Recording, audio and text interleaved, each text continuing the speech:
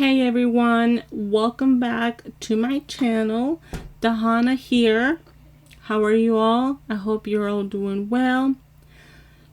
If it's your first time on my channel, please do not forget to click the subscribe button and click the bell to be notified of when I post a video.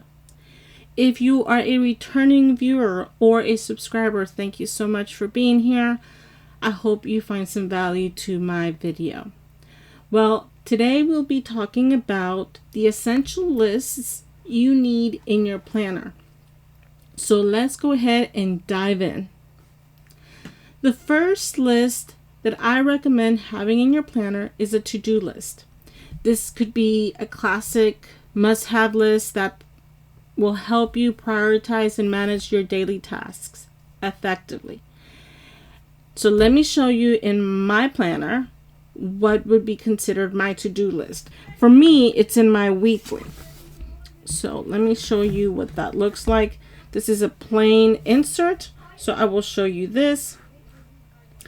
This is what I consider my master to-do list, and this is where I add everything I may want to do for that particular week. But from here, when I am planning for my week or when I'm planning to see what else I could do, this is where I go. I will come here and I will add everything I need to do for that particular week. I will sometimes put either highlight it with a specific highlighter color, or I will even make markings that will let me know if it's a to-do, if it's a project, if it's a goal, whatever it may be.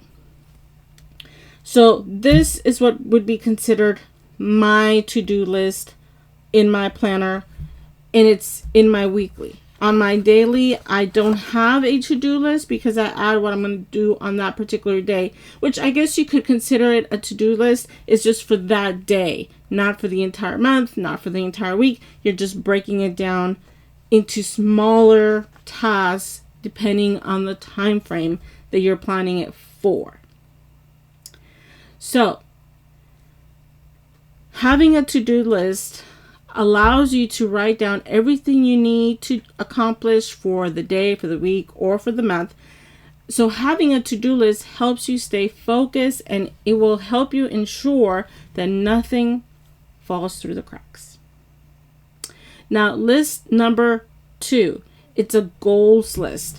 Now, I keep my goals in the same section, and they're all under the same format.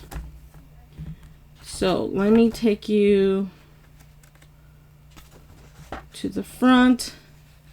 This is what is my goals list. So having your goals in a list setting and tracking your short-term, long-term goals is very important to have a clear vision of what you want to achieve for the year, for the month, for the week, for the day. And a goals list will help you have a visual for you to be able to see, your milestones, personal goals, fitness, whatever your goals may apply to. So having a section to be able to write your goals is actually very important. So remember to have a goals section where you can write down your goals and then you can break them down from there. Another list that I suggest for you to have is a habit tracker. Now, I know this is not necessarily a list, but it's a section where you're tracking stuff that you are maintaining it in a list form. So for me, actually, let me show you here up front.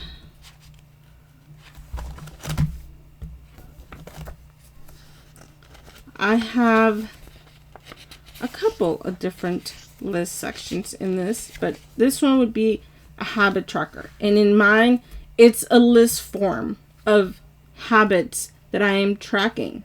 This list I designated to help me establish and keep an eye on my habits, whether I want to drink more water, exercise more regularly, or read a book every day.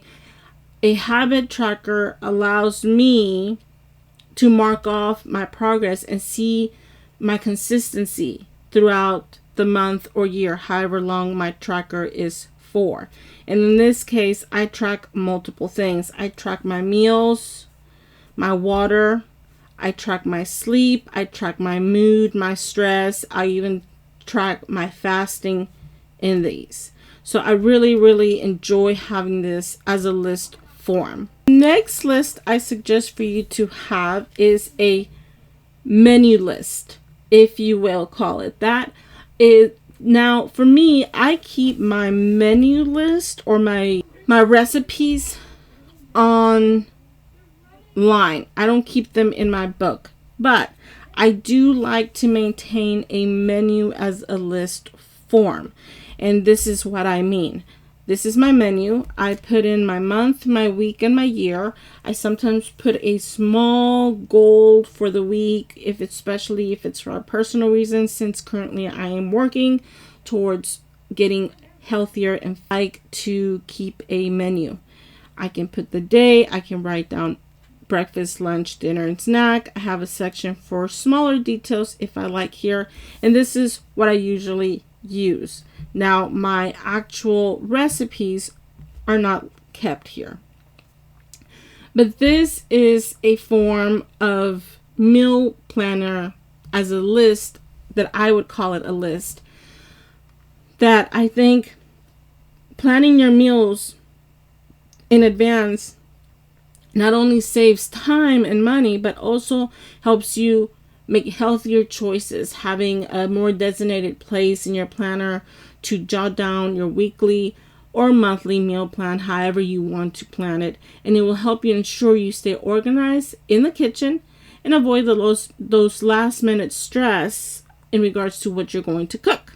So meal planning is my number 4 list that I suggest that you should have. Now, my number 5 is a brain dump. And this is probably something you've heard from a lot of people.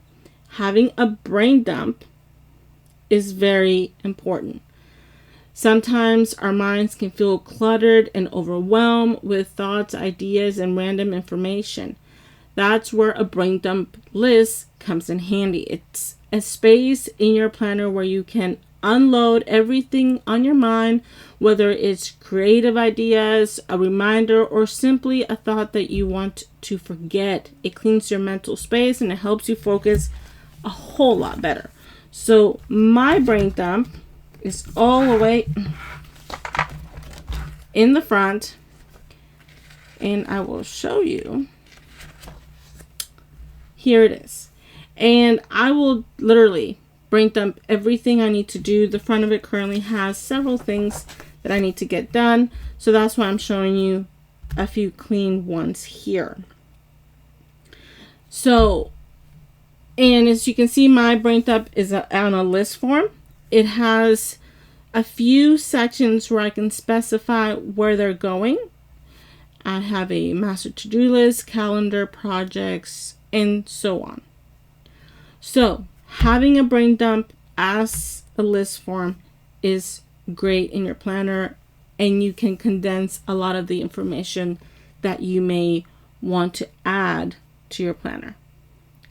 Another list number 6 that I suggest for you to add to your planner or to have is a wish list. Now, a wish list is one of those lists that I think you should have it, but I don't put a lot into what I'm using for a wish list, because a lot of times I can jot it on my phone, I can jot it on my planner. So I do have a section in here where I like to write down what I'm going to do, but it's a very simple notepad page. I write wish list, I write the year, and I just write things that I want throughout the year. Obviously for 2023, I don't have anything. There's nothing in here that I currently want to buy, that I want. I have a kind of a no spend, low spend when it comes. Usually my wish list has something to do with planners, but since I have a low spend, I'm restraining myself from adding anything to my wish list, or else it would be pretty full. So having a wish list is an important section to have, depending on, you know, whether if it's a list for books you want to read, places you want to visit, or things you want to buy. Just having that dedicated wish list in your planner helps you keep track of your desires and aspirations. It's a fun list that keeps you inspired and gives you something to look forward to. So my last but definitely not least list that I suggest for you to have in your planner is a gratitude list. This is a good way to practice gratitude. It's a very powerful way to cultivate a positive mindset and appreciate little things in life. Having a gratitude list in your planner allows you to jot down things that you are grateful each day. I have been using the same insert for a while. You guys might have already seen it.